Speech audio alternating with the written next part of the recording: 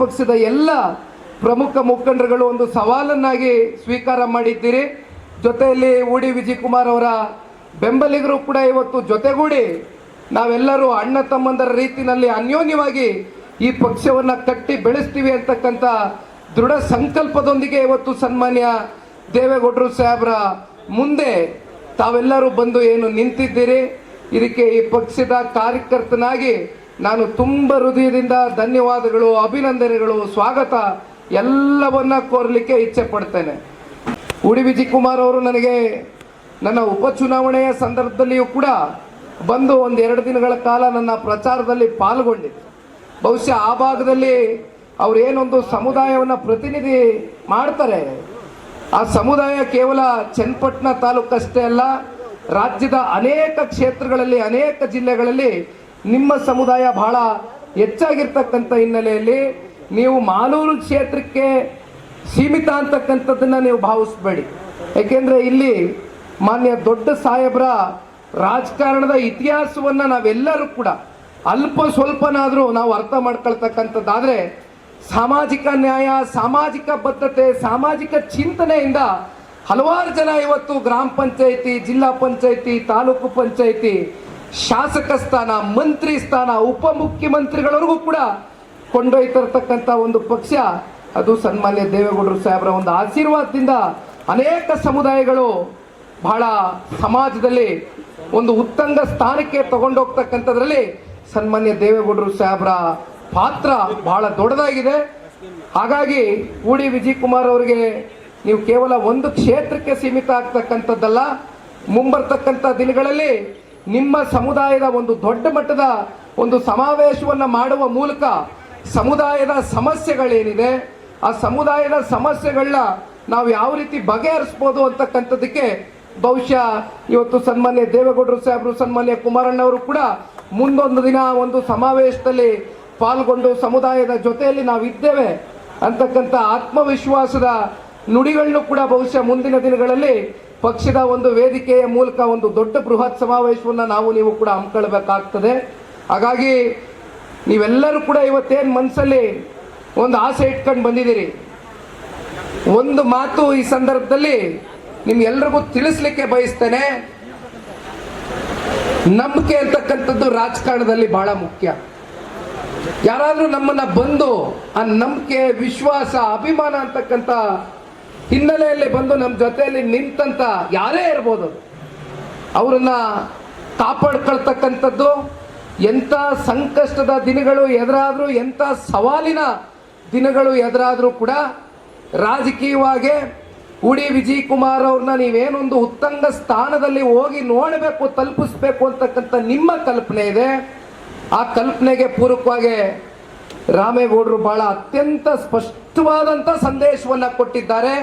ಅವರ ಒಂದು ಹೃದಯ ವೈಶಾಲ್ಯತೆ ನಿಜಕ್ಕೂ ಕೂಡ ಮೆಚ್ಚಲೇಬೇಕಾಗ್ತದೆ.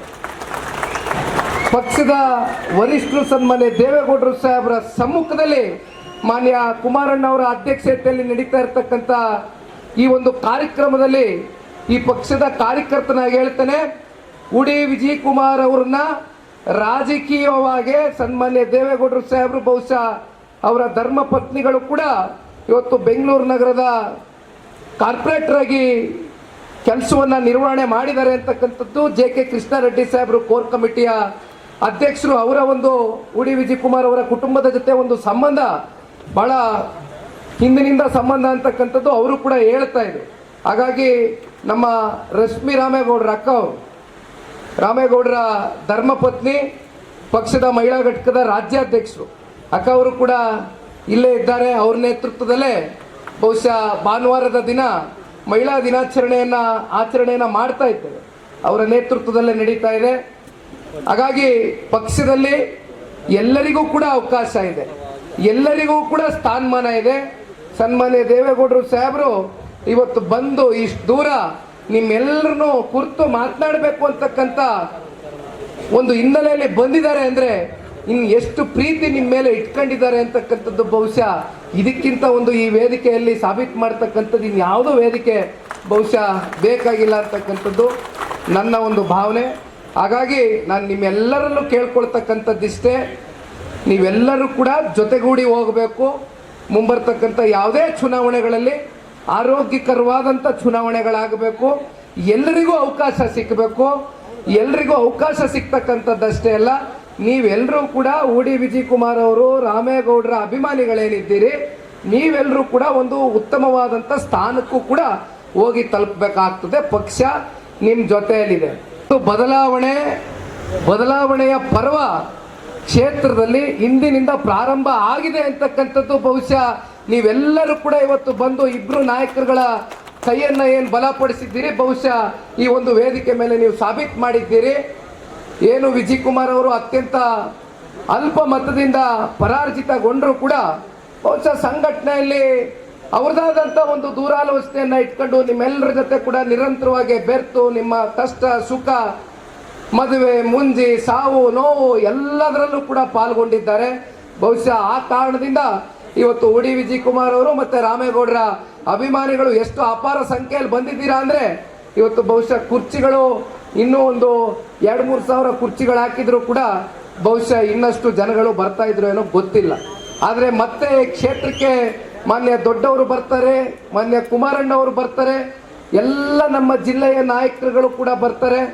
ಬಂದು ಒಟ್ಟಾರೆಯಾಗಿ ನಾ ಕ್ಷೇತ್ರದ ಮುಂದಿನ ಬೆಳವಣಿಗೆಯ ದೃಷ್ಟಿಯಿಂದ ಕಾರ್ಯಕರ್ತರನ್ನ ಉಳಿಸ್ಕೊಳ್ತಕ್ಕಂಥ ಹಿನ್ನೆಲೆಯಲ್ಲಿ ನಾವು ನಿಮ್ಮ ಜೊತೆಯಲ್ಲಿ ನಿರಂತರವಾಗಿ ಸಾಕ್ತೇವೆ.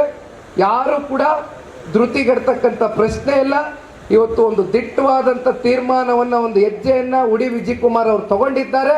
ಅವರು ತಗೊಂಡಿರ್ತಕ್ಕಂಥ ಈ ಒಂದು ತೀರ್ಮಾನಕ್ಕೆ ಸನ್ಮಾನ್ಯ ದೇವೇಗೌಡರು ಸಾಹೇಬರ ಆಶೀರ್ವಾದ, ಸನ್ಮಾನ್ಯ ಕುಮಾರಣ್ಣ ಅವರ ಆಶೀರ್ವಾದ, ಸದಾಕಾಲ ನಮ್ಮ ಪಕ್ಷದ ಎಲ್ಲ ಜಿಲ್ಲೆಯ ನಾಯಕರ ಒಂದು ಸಹಕಾರ ಮತ್ತೆ ಕಾರ್ಯಕರ್ತ ಬಂಧುಗಳ ಶ್ರಮ ಮುಂಬರ್ತಕ್ಕಂಥ ದಿನಗಳಲ್ಲಿ ಅವರ ಜೊತೆಯಲ್ಲಿ ಬಹಳ ಗಟ್ಟಿಯಾಗಿದೆ ಅಂತಕ್ಕಂಥದ್ದನ್ನ ಈ ಸಂದರ್ಭದಲ್ಲಿ ಹೇಳ್ತಾ, ಬಹುಶಃ ನಮಸ್ತೆ ಎಲ್ಲ ನನ್ನ ಪ್ರೀತಿಯ ಕನ್ನಡಾಭಿಮಾನಿಗಳಿಗೆ, ಕಲಾಭಿಮಾನಿಗಳಿಗೆ ನಿಮ್ಮ ಪ್ರೀತಿಯ ಶಿವಾರ ಉಮೇಶ್ ಮಾಡೋ ನಮಸ್ಕಾರಗಳು. ಕೋಲಾರದ ಸಮಸ್ತ ಬಂಧುಗಳು, ಕರ್ನಾಟಕದ ಎಲ್ಲ ಕಲಾಭಿಮಾನಿಗಳು, ಕನ್ನಡಾಭಿಮಾನಿಗಳು ಈ ಐಡಿಯಾ ನ್ಯೂಸ್ ಚಾನಲ್ನ ಸಬ್ಸ್ಕ್ರೈಬ್ ಮಾಡ್ಕೊಳ್ಳಿ, ಬೆಂಬಲಿಸಿ, ಆಶೀರ್ವದಿಸಿ, ಆನಂದಿಸಿ, ವಿವೇಚಿಸಿ, ವಿಚಾರಿಸಿ. ಐಡಿಯಾ ನ್ಯೂಸ್ ಚಾನಲ್ಗೆ ತಾವೆಲ್ಲರೂ ಕೂಡ ಚಂದರ್ರಾಜ್. ಧನ್ಯವಾದಗಳು.